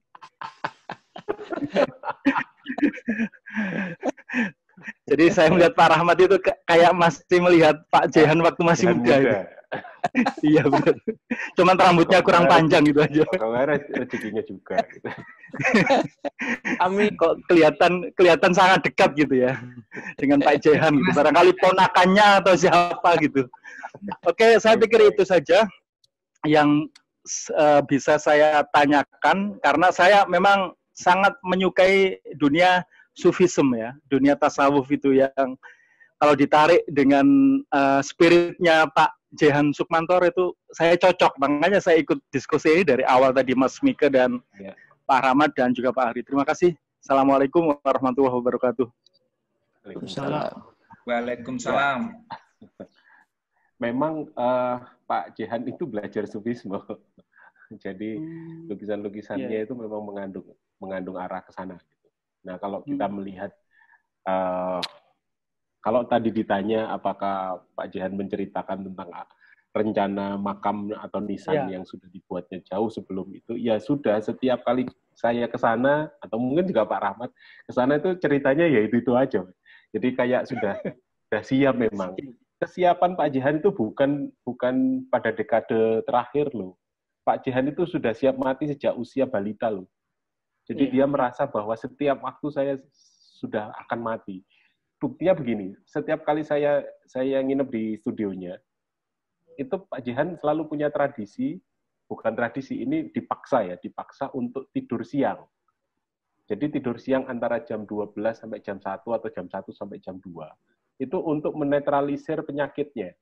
Jadi kalau sudah mendekati siang, itu dia langsung biasanya lebih sering muntah getah gitu. Jadi tidak berwarna gitu. Dan kadang-kadang dia merasa bahwa sudah mendekati ajal. Dia ceritanya begitu. Jadi kalau misalnya bisa dibayangkan tiap hari begitu itu rasanya penyakit bukan lagi sakit, tapi dia kayaknya sudah menikmati itu sejak dulu. Jadi pada usia balita dia sudah dikepung oleh penyakit sampai sekarang gitu. Pak Jehan itu sempat juga sempat itu artinya lama, bukan hanya sempat. Berobat ke Singapura kan hampir durasi waktunya panjang, hanya untuk ganti darah ataupun semacam itu. Jadi ceritalah beliau kalau sudah ke sana 1 bulan sekali saya harus mengeluarkan 1 mobil untuk berobat. Jadi biaya hidupnya sudah sangat tinggi. Sehingga dalam ini saya bisa membayangkan obatnya itu 1 tas kresek, Mas. Jadi saya sudah motret, ada potretnya, tapi saya nggak mau unggah di sini. Ceritanya bukan tentang obatnya Pak Jehan, tapi tentang Pak Jehan. Jadi bisa diperlihatkan, dari sini kita bisa melihat bahwa Pak Jehan itu memang sudah siap sedia. Saya ingin menunjukkan 1 puisi yang ditulisnya tahun 2013. Jadi ini bisa dibayangkan, ini tulisannya adalah hari terang, hati tenang, bunga kembang, burung terbang, aku pulang.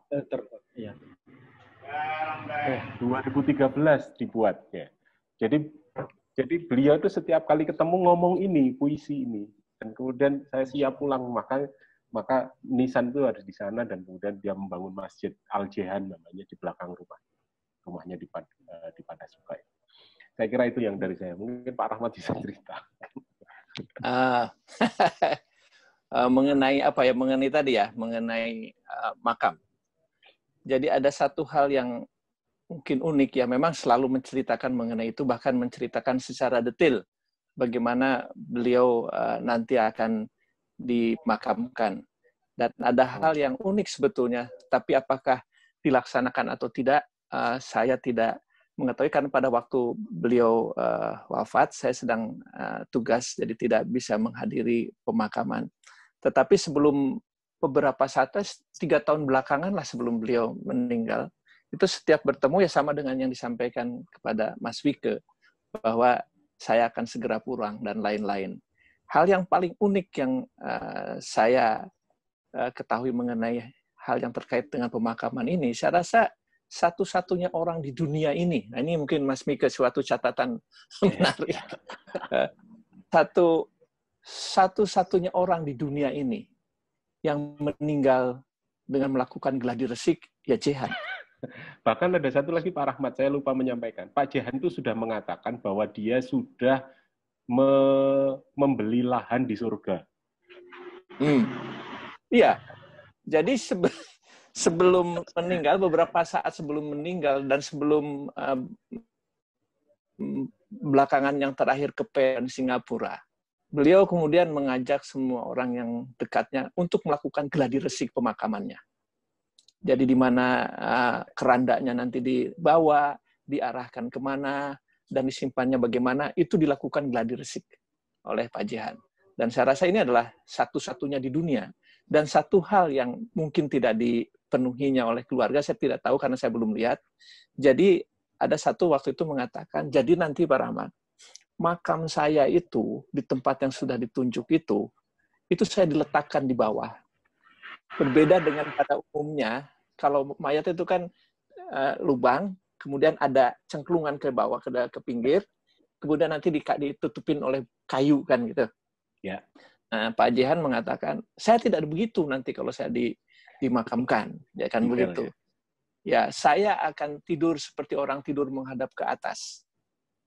Dan kemudian nanti di atasnya itu tidak dikurungin oleh tanah di bagian-bagian tertentu, khususnya ada saya.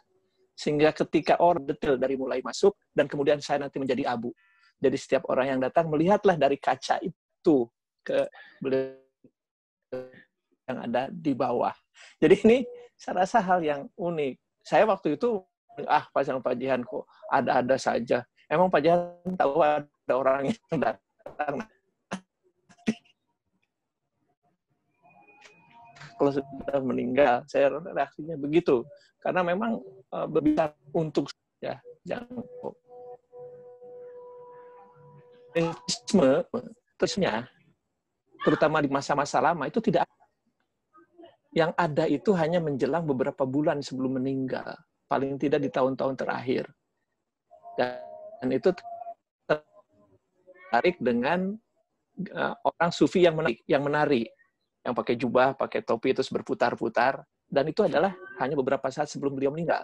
Jadi aneh itu, beliau mempelajari sufi, tetapi di dalam konteks karya seninya baru dimunculkan pada periode terakhir. Paling lama 1 tahun sebelum meninggal, ketika beliau sudah tidak mampu lagi menggoreskan. Dan pada waktu itu saya mengatakan, Pak Jehan, lukisan sufismenya itu jelek sekali, saya bilang. Loh, kenapa jelek? Karena di situ tidak ada terlihat karakter Pak Jehan. Tekanannya sudah tidak ada, dan satu hal yang saya kurang suka, saya bilang, catnya kok makin menipis. Biasanya kalau yang lama-lama kan agak tebal, menipis. Apakah itu karena Pak Jehan sudah tidak kuat lagi? Enggak, saya masih kuat. Para macam gitu, saya semangat masih marah sekali dia. Kemudian dia mencoret-coretkan, ya tetap saya elek menurut saya bilang waktu itu. Ini lucu-lucu menurut saya, mulai lucu. Dan mungkin yang bicara apa adanya elek ya di depannya saya, karena dia marah betul kalau sudah dibilang jelek itu. Mungkin aja Mike. Oh, mengenai apakah saya kerabat? Bukan sama sekali. Mungkin yang mirip. Iya. Ya makanya saya juga sering dipanggil oleh Mr. Engkang Bun katanya. Begitu Mas Andi. Ya. Semakin menarik nih. Semakin menarik ya perbincangannya. Ada lagi, silakan. Waktunya masih panjang nih, masih ada 25 menit lagi. Teman-teman. Oh ya, Mas Mike, untuk bukunya itu bisa dibeli di mana nggih? Mas Mike untuk Mas. Silakan. Oh, ada di Tapi ke saya juga bisa. Nanti tinggal aja tak kirim. Iya. Oke. Ya. Ini bukan promosi buku tapi promosi museum tadi.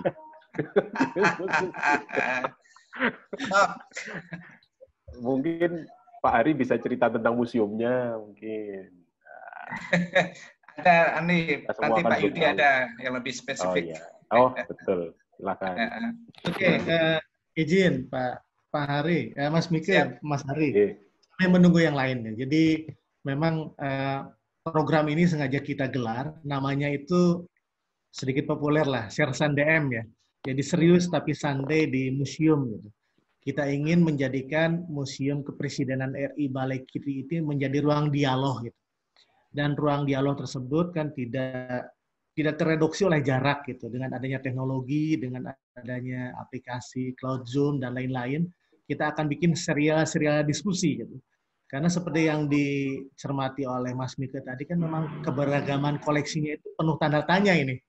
Apalagi risetnya belum semuanya mendalam. Ada sekian lukisan, ada sekian regalia, sekian artefak dan lain-lain. Ini menarik untuk jadi bahan diskusi dan saya juga senang karena partisipasinya banyak juga nih. Ini pertama kali nih Museum Kepresidenan Balai Kirti menggelar bincang-bincang santai dan populer seperti ini. Jadi ini ada program serial kami nanti. Kita coba gali yang lain dan lain-lain dan diharapkan melalui forum ini silaturahmi, saling melengkapi, masih kita menjadi lebih erat lagi. Dan satu hal, Mas Mika, bahwa kita juga lagi merancang pameran daring, Mas Mika. Jadi mungkin nanti kami konsultasi juga, melalui daring ini kita akan coba bikin pameran, mungkin pameran sedikit dulu, di samping ada pameran-pameran tematis ke depannya. Dan perlu saya sampaikan juga, kalau teringat di Kongres Kebudayaan 2018, sebetulnya ruang-ruang kebudayaan itu disepakati gitu ya oleh semua gitu, menjadi ruang ekspresi budaya. Jadi begitu ada komunitas, ada pegiat seni dan lain-lain ingin menggelar gitu ya, menggelar pertunjukan, menggelar pameran dan lain-lain, tentunya sesuai dengan jadwal dan kapasitas museumnya, kita bisa sinergi. Karena kan kadang-kadang space atau ruang itu di samping susah, cost-nya tinggi nih. Tetapi dengan adanya sinergisitas ini kita bisa sama-sama memajukan kebudayaan. Karena museum tidak hanya bicara artefak, museum bicara juga komunitas, ekosistem gitu. Ekosistem kita harus saling komunikasi dan lain-lain gitu. Karena justru paradigma museum sekarang kan kalau tidak salah ya Mas Mika sudah based on community gitu. Ya, jadi kekuatannya itu digotong royong, bukan orang berkunjung dan lain-lain, itu sih generik gitu. Tetapi apabila museum sudah jadi ruang publik gitu, ruang publik untuk berkebudayaan atau edutainment atau apapun yang sifatnya positif, nah justru eksistensi museum atau taman budaya atau ruang budaya apapun itu menjadi berarti buat masyarakat, dan itu PR besar kami gitu. Melalui forum ini ya harapan kami Ibu Bapak yang hadir maupun yang melihat nanti di YouTube gitu ya, bisa kita sinergi lah, kita sharing ide dan kita kerucutkan, bisa dalam bentuk daring atau nanti kalau COVID-19 insya Allah sempat berakhir gitu, mungkin kita bisa eksekusi yang implementatif gitu ya. Nah itu mungkin Pak Hari, Mas Ike, ya silakan. Makasih. Baik, saya setuju Pak, itu menarik kalau misalnya ada pameran virtual kan. Kami di jurusan Tata Kelola Fakultas Seni Rupa ISI Yogyakarta ini juga tengah mengembangkan semua hal kreativitas seni dalam ruang virtual. Jadi tidak bisa berhenti hanya di fisik. Jadi Revolusi 4.0 ini memang didukung oleh COVID rupanya. Sehingga bisa berkembang sedemikian rupa. Dari COVID itu. Kalau nggak gini nggak jalan rasanya. Silakan Pak Hari. Ini sekalian juga nih Pak Hari, pada forum ini kan mengadakan lomba desain maskot ya. Iya, desain maskot, sosialisasi. Iya, sekalian ini. Jadi kami berpikir bahwa salah satu media yang cukup populer dan bisa mendekatkan dengan halayak itu kan berupa maskot gitu. Dan sampai sekarang kebetulan Museum Kepresidenan RI Balikiti belum memilikinya. Makanya silakan Bapak Ibu yang hadir di sini bisa melihat langsung medsos kami atau medsosnya Dijen Kebudayaan atau medsosnya Kemendikbud. Kami mengadakan lomba desain maskot gitu ya. Jadi kami berharap sampai tanggal 3 Mei nanti berharap banyak orang bisa memberikan kontribusi dan partisipasi sehingga maskot tersebut bisa menjadi salah satu media edukasi dan sosialisasi museum gitu ya. Itu mungkin Pak Hari ya terkait lomba desain maskot ya, dan nanti kita akan mengadakan lomba-lomba yang lain gitu ya, kita lanjutkan. Ya silakan.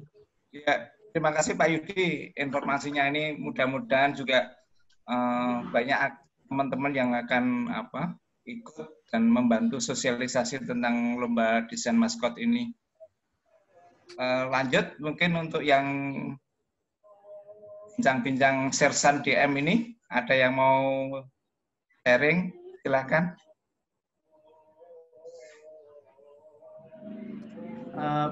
Pak Hari, kalau memang sudah dirasa cukup ya, baik dari Mas Mike maupun dari Pak peserta gitu. Tidak apa-apa kita closing, tapi tawarkan dulu sekali lagi Pak Hari. Ya, siap Pak. Sedikit aja mungkin untuk yang Pak Rahmat ada itu. Ya. Kalau mau nanti sebelum di closing, saya ingin membacakan catatan saya. Ini tertanggal 4 Desember. Iya. 4 Desember. Masih ada waktu Pak Rahmat. Ya. Mas justru mau nyambung yang tadi disampaikan Pak Rahmat tentang lukisan Pak Jokowi yang sudah dilukis oleh Pak Jehan ini. Nah, ini sikapi nanti, mohon maaf kalau setelah Pak Jokowi meletakkan jabatan kan institusi kita masuk ini. Apakah disejajarkan dengan yang ada sekarang atau nanti seindividu, Pak? Itu untuk secara tampilan. Maksudnya dalam tadi yang disampaikan Mas Mika itu kan ya. Nah, ini lukisan Pak Jokowi ini nempel di sebelahnya. Mengenai lukisan aslinya di mana, ntar saya sekarang. Ya, gimana Pak Rahmat? Ya. Lukisan aslinya di mana itu sekarang nanti saya cari deh. Nah, ya, ukurannya sekitar 140 kali 140 itu. Dan 140. Sekarang ada di mana? Tapi saya bisa ngelacaknya ada di mana. Sekarang itu nanti saya lihat. Nah, ini saya ingin memperlihatkan lukisan sufi beliau ketika terakhir, yaitu orang menari sufi. Ini tapi yang ada di saya adalah satu orang penari. Beliau juga melukis beberapa orang penari. Ini mungkin terlihat nggak? Terlihat, Pak. Iya. Nah, ini ada sufi. Ini adalah hanya beberapa saat sebelum beliau berpulang. Dan ada juga lukisan sufi beberapa orang menari berkeliling gitu. Nah, ini yang ingin saya bacakan. Ini berupa puisi pendek sebetulnya yang saya buat waktu itu di Roma. Ketika dini hari saya dihubungi untuk minta tulisan. Dan beliau selalu berbicara pulang. Saya menolak untuk mendengar kata pulang itu. Nah, saya ini kemudian membuat catatan ini. Jadi Pak judulnya adalah catatan. Bilang kalau pulang ke Indonesia saya karena rindu, saya bilang gitu ya. Nah, ini catatan dini hari saya. Jadi ketika rindu, pada sejuk, pada hangat, pada senyum, pada canda, maka semua berlabuh pada rasa, pulang adalah mantraku. Tapi saat kau katakan pulang, mantraku lebur seketika. Tak ada lagi energi, tak ada lagi sakti, apalagi tuah. Jangankan mengucapkan, mendengar pun aku enggan. Kata pulangmu adalah misteri, membuat urat-urat nadi berdesir, dan bulu kuduku berdiri. Lalu, rasa sakit menyayat, seperti ada tombak berkarat, menancap, tepat di ulu hatiku. Meski siap, meski ingin, aku minta, jangan lagi kau ucapkan kata pulang. Pada siapapun, juga pada jiwamu, itu mencabik-cabik hatiku. Kata pulangmu bukan mantra yang selalu kuucapkan ketika rindu, pada sejuk, pada hangat, pada senyum, pada canda, pada semua pelabuhan rasa. Jangan lagi katakan pulang, meski hari telah senja, karena cerita misteri mata hitammu belum usai, belum berakhir, belum tuntas. Kuas-kuas pun masih halus, cat-cat masih bergalon-galon. Coretkan semua cerita, sapukan semua rasa, tuangkan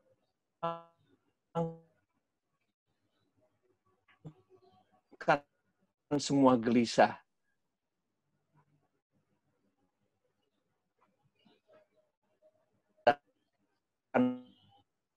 Nafas panjang terucap karena aku enggan menderitamu yang panjang saat membaca kata pulang yang kau tulis sebagai tanda tangan pada kanvas panjang tak terukur itu. Itu tanggapan saya ketika Pak Jihan berulang-ulang mengatakan kata pulang. Terima kasih. Mantap. Terima kasih. Wah, puisi yang indah. Iya, puisi yang indah. Ada lagi. Makasih Pak Rahmat. Wah. Jadi ada yang masih terpotong Pak Rahmat, nanti bisa dikirim Pak. Apanya? Suaranya tadi ada yang terpotong, bisa dikirim file apa puisinya. Oh. Ke saya Pak Rahmat, ke saya. Ya, saya send ke boleh rebutan. Mika sekarang.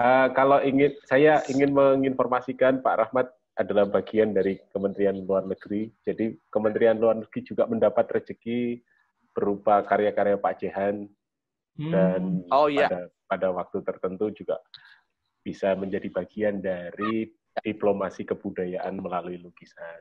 Mungkin Pak Rahmat bisa cerita sedikit. Teman-teman muda ini itu aset negara itu. Lukisan Pak Jehan, ya betul. Lukisan Pak Jehan yang ada di Kementerian Luar Negeri di Taman Pejambon itu ada 3. Satu adalah lukisan yang ada di Gedung Pancasila, itu gedung bersejarah di mana pada waktu itu Pancasila dirumuskan. Nah, di situ ada 2 lukisan. Satu lukisan mengenai yang tadi warna nuansa sufi, yaitu yang ada Allah, tulisan Allah, kemudian ada warna hijau dan kuning. Hanya itu. Ukurannya sekitar 3x4 meter. Yang satu lagi adalah lukisan yang menggambarkan Bung Tomo dan Bung Karno berdiri berdua, berdampingan. Nah, itu ada di hitam putih lukisannya, ada di Gedung Pancasila. Sedangkan yang satu lagi adalah di lobi Nusantara di Gedung Utama Kementerian Luar Negeri, itu tari Bedoyo, yang ada 5 orang penari, yang warna yang menonjol adalah warna merah. Lukisan itu ukurannya 3x4. Selain itu, pada waktu 2018 saya diberikan amanah dari Pak Jehan untuk menghibahkan 20 lukisannya. Ukurannya semuanya kurang lebih 440 kali 140, dan sudah saya sebar di 20 perwakilan kita di luar negeri, antara lain di Wellington, London, Washington, kemudian Kanada yang bawa, New York, dan di berbagai negara. Ada 20 waktu itu saya dikasih untuk dihibahkan. Jadi seluruhnya ada sekitar 23 lukisan Pak Jehan yang ada di Kementerian Luar Negeri, dan lukisan-lukisan yang dimiliki oleh Kementerian Luar Negeri menurut saya adalah lukisan-lukisan yang cukup banyak berjalanan seni rupa dan tokoh-tokoh pelukis Indonesia yang bagus, baik mulai dari S. Sujoyono, salah satu lukisan yang sangat terkenal ada di Kementerian Luar Negeri, judulnya adalah Tanah Airku. Itu ukurannya sekitar 3x4 juga ya, mungkin 3x4, ada di Gedung Pancasila, ada lukisan Sri Hadi Sudarsono, ada lukisan semua tokoh-tokoh lukisan lama itu ada di kementerian dan di perwakilan. Jadi ini menurut saya tuh aset, dan saya sempat juga berbicara dengan Mas Mika gimana kira-kira untuk merapihkan dan melakukan pemeliharaan secara baik. Dan untuk sementara ini sudah didokumentasikan sebagian, dan sebagian lagi masih dalam proses untuk pendokumentasian dan kelengkapan dari data yang ada di kami. Itu mungkin yang ingin saya sampaikan. Terima kasih. Terima kasih Pak Rahmat. Ini admin ada pertanyaan masuk nggak? Ada tambahan waktu nggak sih, saya ingin ada sharing sedikit. Oh, silakan Mbak Ita ya. Ya, kita. Silakan, Mbak.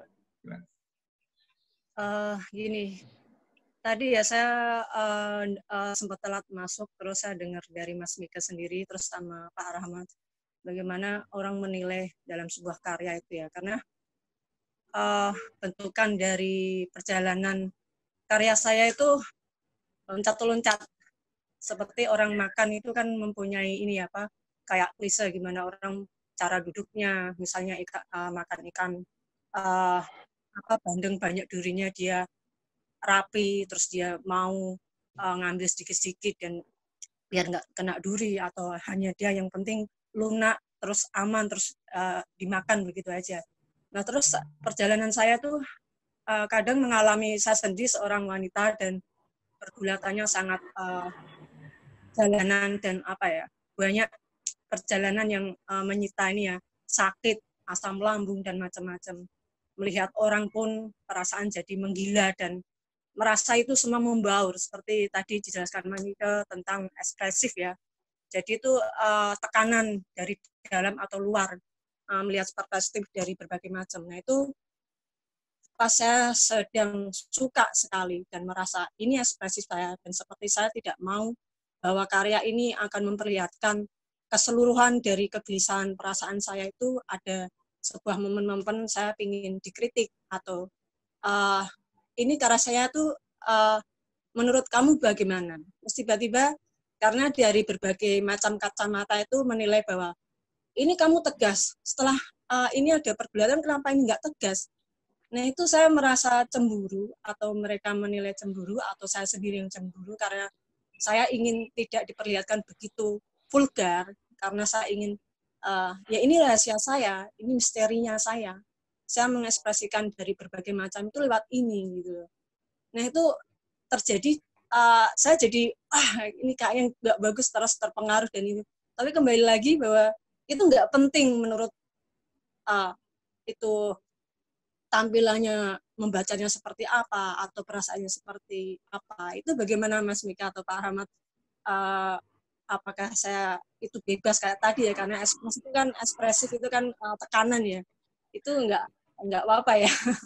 Atau gimana, mungkin ada masukan yang sedikit yang akan terus menjadi sebuah ini problemnya terjawab gitu. Terima kasih. Baik, terima kasih Mbak Ita. Saya mendengar curhatan seorang pelukis nih ceritanya sekarang ini. Banyak Mbak yang senasib semacam itu dengan Anda. Jadi ketika saya membina banyak mahasiswa yang kelihatannya biasa-biasa saja, secara fisik biasa-biasa saja, tapi ternyata di luar itu dia punya banyak persoalan, dia punya banyak keluarbiasaan, bahkan punya banyak kemampuan yang bisa digali lebih lanjut. Kalau misalnya menghadapi perubahan gaya, perubahan ideologi, perubahan visual dalam karya, itu biasa. Dalam perjalanan kesenian itu biasa. Jadi kita tidak bisa kemudian menggali atau mengambil dari salah satu pelukis saja, bahwa dunia seni ataupun seniman itu memiliki cerita khusus masing-masing yang mungkin di antara mereka tidak bisa disamakan atau digeneralisasi.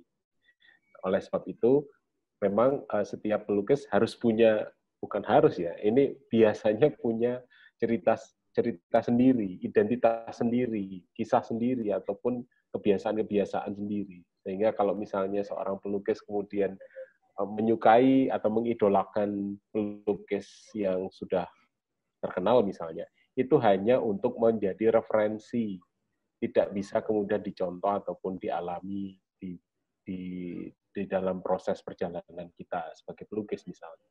Sehingga dalam hal ini saya seringkali mengatakan kepada para mahasiswa ataupun pada para pelukis-pelukis muda, proses perjalanan sebagai seniman itu tidak selesai hanya dalam hitungan puluhan tahun ketika kita masuk ke sana. Tapi sepanjang waktu kadang-kadang kita masih punya banyak persoalan. Dan kadang-kadang penilaian itu justru bukan pada diri seniman sendiri, bahwa dia selesai dalam tataran tertentu, pada level tertentu, misalnya mencapai kemapanan atau eksistensi tertentu di masa itu, tetapi juga kadang-kadang juga orang lain yang bisa menentukan, iya kamu sekarang eksis, kamu sudah masuk ke level kelas nasional atau internasional dan sebagainya.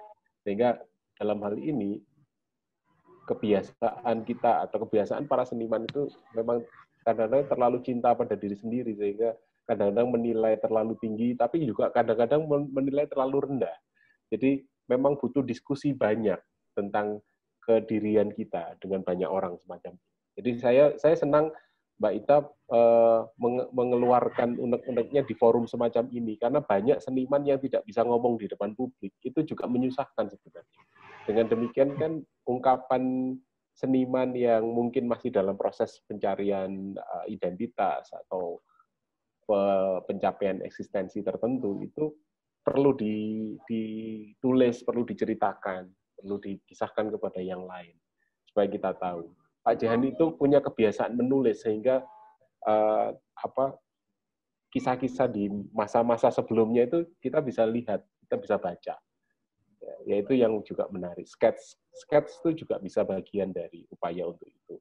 Sehingga dalam hal ini para seniman itu perlu memberi catatan-catatan dan bercerita tentang perjalanan hidupnya. Saya kira tidak masalah kalau soal perubahan gaya. Yang penting adalah kejujuran dan kita si seniman tersebut harus atau Mbak Ita sendiri harus enjoy dengan profesinya. Jangan merasa bahwa karena pasarnya sedang begini kita harus begini, enggak. Itu seniman di pola yang lain. Mungkin tidak cocok untuk kita. Sehingga kita percaya bahwa dunia kesenian itu abu-abunya sangat luas. Terima kasih. Terima kasih Mas Mika. Karena durasi waktu kita juga sudah hampir rampung ya.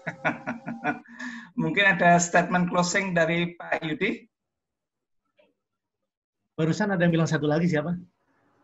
Saya bukan bertanya, cuman itu aja, nanya apakah tulisan-tulisan dari almarhum Jehan Sukmantoro itu dibukukan oleh beliau sehingga kemudian saya bisa mengkoleksinya karena memang ada kedekatan Sufisme ya. Artinya saya juga mempelajari Sufisme, jadi saya tertarik, respect sama beliau sehingga saya bisa mengkoleksinya karena satu buku sudah saya koleksi dan saya belum ada referensi selain buku itu yang menceritakan, yang beliau bercerita, yang tadi disampaikan oleh Mas Mika bahwa beliau suka menulis. Nah, apakah itu dibukukan atau ada tersirat di buku yang dikaryakan oleh Mas Mika atau yang lain? Pak Rahmat mungkin yang saya tertarik tadi, lukisan Sufi tadi apakah sudah ada di bukunya Pak Rahmat atau puisinya Pak Rahmat tadi yang merespon dari pulangnya Pak Jehan itu dibukukan. Nah, saya ingin mengkoleksi itu, Pak. Itu aja, bukan pertanyaan, tapi ingin mengkoleksi karena memang sangat suka sekali dengan sosok Jehan Sukmantoro ini. Gitu aja, Mas Mika. Makasih. Ya. Sementara arsip-arsip yang saya miliki tentang Pak Jehan menunjukkan bahwa tulisan Pak Jehan di media massa ada, tetapi tidak banyak. Jadi ada beberapa yang tertulis dan ada yang surat gitu, dan juga arsip-arsip proses berpameran juga saya miliki. Kebetulan saya dipercaya oleh Pak Jehan untuk menyimpan itu arsip-arsip beliau. Dan menariknya lagi, sketch-sketch itu jarang dilihat oleh banyak orang ada di sana. Nah, persoalannya tidak bisa dibukukan, Mas, karena memang jumlahnya sangat sedikit. Mungkin Pak Rahmat punya cerita yang lain. Terima kasih. Kalau buku yang mengenai Pak Jehan ya, mungkin bukan beliau yang menulis, tapi mengenai Pak Jehan, selain yang dibuat oleh Mas Mika, ada beberapa buku lain, antara lain ditulis oleh Sony Farid Maulana, itu seorang sastrawan asik. Dia menulis juga mengenai Jehan. Ada beberapa buku sebetulnya, Mas, yang mengenai Jehan sendiri, tapi saya belum pernah membaca yang ditulis langsung oleh beliau. Tapi puisi-puisinya dan lain-lain mengenai Sufisme itu ada. Mengenai lukisan yang tadi, yang Sufisme, saya juga akan tanya, saya itu bisa lacak berada di mana sekarang. Puisi-puisinya sudah dibukukan? Kalau puisi beliau ada, Pak. Ada bukunya ya? Ada bukunya, saya ada itu bukunya. Tulisan-tulisan beliau. Ada banyak beberapa buku, bahkan yang terakhir itu juga diterjemahkan ke dalam bahasa Arab, koordinasi bekerjasama dengan KBRI kita di Mesir, dan juga ke dalam dengan kami, dan juga bahasa Spanyol itu dibuat dengan kerjasama dengan KBRI di Meksiko, Pak. Itu mengungkapkan beberapa, dan muncul juga di situ beberapa puisi dari Pak Jehan. Nah, terkait dengan yang tadi saya bacakan, itu merupakan tulisan yang tulis catatan saya sebetulnya, yang diminta oleh Pak Jehan untuk dimasukkan ke dalam brosur pameran terakhirnya. Yang tadinya saya usulkan untuk berjudul ya daripada pameran terakhir, usulkan kata pulang. Aku pulang. Ada di dalam brosur pameran terakhir itu. Terima kasih. Ya, terima kasih Pak Rahmat. Mendapatkan dokumen-dokumen itu, Pak. Bapak Ibu partisipan, mohon maaf karena durasi waktunya sudah makin siang. Ini kita mau tutup, namun sebelum acara untuk Sersan DM ini kita tutup, mungkin ada closing statement dari Pak Yudi. Silakan Pak Yudi. Silakan Pak Yudi, kalau ada closing statement. Oke, ya sedikit saja. Tentunya terima kasih dan apresiasi buat Mas Mike yang telah berkenan sharing dan dialog santai dalam forum ini. Dan terima kasih juga kepada semua peserta ya, dengan kerelaan hatinya gabung di acara ini. Dan nanti kita akan buka forum-forum lainnya gitu. Dan yang kedua terkait dengan khususnya tema Jehan, tidak tertutup kemungkinan nanti kita bisa kolaborasi menciptakan sebuah produk gitu. Nanti di luar ini kita bisa bicara nanti ya, by phone dan lain-lain. Dan mungkin Mas Hari bisa sharing nomor telepon Mas Hari, biar para peserta yang lain bisa ngontak. Jadi kita di luar ini nanti kita kontak-kontakan, biar ada tindak lanjut dari pertemuan ini gitu ya. Jadi kita tidak sekedar bicara, tetapi ada satu produk yang bisa kita kawal bersama. Mungkin itu saja. Terima kasih Mas Mike. Matur nuwun. Ya, semoga kita sehat semua ya. Dan COVID-19 tetap cepat sirna ya. Amin, amin, amin. Terima kasih Pak Yudi, Bapak Ibu sekalian yang saya hormati. Demikian acara Sersan siang ini. Mohon maaf kalau ada kata-kata yang kurang berkenan di hati para Bapak Ibu semua. Terima kasih sekali lagi Pak Mike, Rahmat, Bu Eni, dan teman-teman semua. Kita akhiri. Wassalamualaikum warahmatullahi wabarakatuh.